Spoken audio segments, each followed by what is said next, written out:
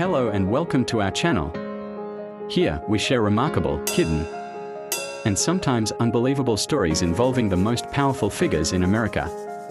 Each story is crafted through the eyes of a witness, told with vivid scenes and powerful detail. If you're ready, let's take a closer look at today's gripping event. Enjoy the video. My name is Murat. I've been running this small neighborhood football pitch for over 30 years. I've seen gifted players, fights, friendships formed over penalties, and dreams sparked with the sound of a ball hitting the net. But what happened on that chilly Thursday afternoon is a memory I'll carry to the grave. It started like any other day. Kids were flooding in after school, their faces glowing with excitement. They dropped their backpacks near the gate and rushed onto the field. Shouts of "I'm captain" echoed in the air as two teams began to form. They picked their friends, the fast ones, the goal scorers. And then, silence when it came to one boy. His name was Karim. He stood quietly at the edge, clutching his worn-out cleats like they were the last valuable thing he owned. His face was soft, maybe 12 or 13, with the kind of eyes that always searched for approval. But today, there was none. "Not him," one boy said. "He always ruins the game," another added with a snort. Karim tried to smile, to play it off, but the corner of his lips gave him away. He slowly walked to the fence, sat on the cold bench, and stared at his shoes. I watched from afar. No words.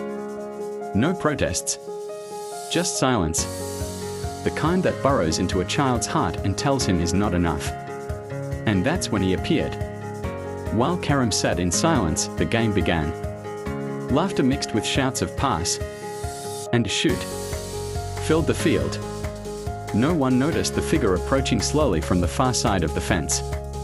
He wore a dark hoodie with the hood pulled up and a pair of sleek, mirrored sunglasses. His hands were tucked into his pockets and he moved with an effortless calmness. At first glance, he looked like any other passerby, someone out for a walk. Maybe just killing time before a meeting. But there was something different about him. He stopped near the edge of the pitch, leaning slightly on the fence. From beneath his glasses, he watched the field with quiet intensity. But his focus wasn't on the ball or the goals. It was on Karim. He had seen everything.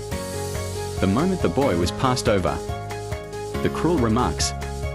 The way his shoulders slumped as he walked away. He didn't speak. He didn't move. But his presence had weight. You could feel it, even if no one knew who he was. One of the boys glanced his way for a second, then looked away. Some random guy, he probably thought. No one gave him a second look.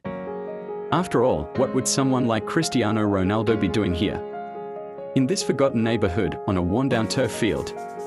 But there he stood. Watching. Not as a superstar. Not as a celebrity. But as a man who remembered what it felt like to be unseen. He didn't need cameras. He didn't need attention. He just needed one reason to act, and he had found it. Minutes passed. The game continued. But the excitement had dulled for one player, the one not allowed to play. Karim sat hunched on the bench, fingers tracing the dusty seams of his shoes. His breath was shallow. His pride quietly collapsing under the weight of being invisible. Then, the man in the hoodie moved. He walked slowly toward the bench and sat beside Karim without saying a word. The bench creaked slightly under his weight, but Karim didn't look up. Why would he? Strangers didn't usually bring comfort. There was a long silence. The kind that stretches across generations. From one boy to another who once felt the same. "Why aren't you playing?" the man asked gently. Karim hesitated. His voice came out barely louder than a whisper. "They didn't want me. Said I'm slow. Said I ruined the game." The man nodded, not judging, just understanding. "You love football?" he asked. Karim finally looked up, cautiously. "I do. More than anything." A small smile formed beneath the stranger's hood. "Then that's all that matters." Karim glanced at the man, confused but curious. "Are you someone important?" The man laughed lightly. "No. Just someone who remembers what it's like to be left out." Karim didn't press further. There was something in the man's voice that felt real. Something in the way he listened, without offering pity, only presence. And then the man stood. "Come on," he said, offering his hand. "Let's play." The two walked toward the field. Karam looked nervous. The man remained calm. The kids noticed immediately. "Hey, who's that? You can't just bring someone." Karam looked down, embarrassed. But the man spoke up. "I'm not here to take over. I just want to play with him." The others hesitated. Then one shrugged. "Fine. Let's see what he's got." The ball rolled into place. No rules were said aloud, but everyone felt it. Something unexpected was happening. Karam stood beside the stranger. "You sure?" The man smiled. "Absolutely."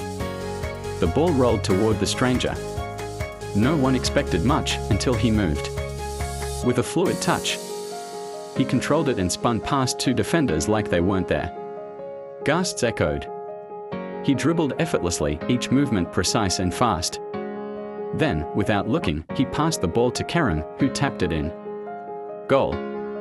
The pitch fell silent. "Who is this guy?" one kid whispered. The stranger didn't celebrate. He just smiled and jogged back.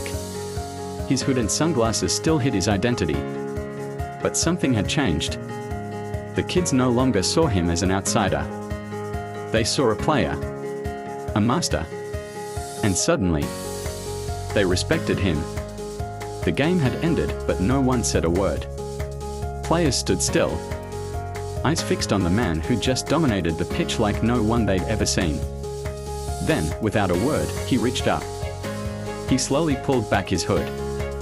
Then, he removed his sunglasses. Gasps spread through the pitch like a wave. "Wait, is that? No way. Cristiano Ronaldo." Karam froze. His mouth slightly open.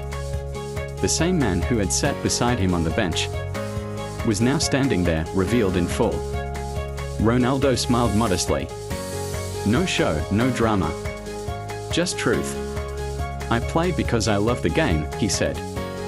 "Not for applause." The kids couldn't believe it. They had just shared the pitch with a legend without even knowing it.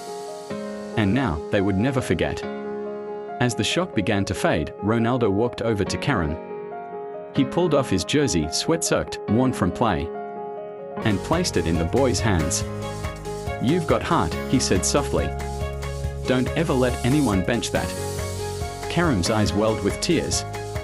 He nodded, gripping the jersey like it was a trophy. Without another word, Ronaldo walked toward the gate. No cameras. No crowd, just stunned silence. And a dozen kids watching a legend disappear into the everyday. But for Karam, that moment would echo for a lifetime. Thank you for watching. Don't forget to like and subscribe for more stories like this.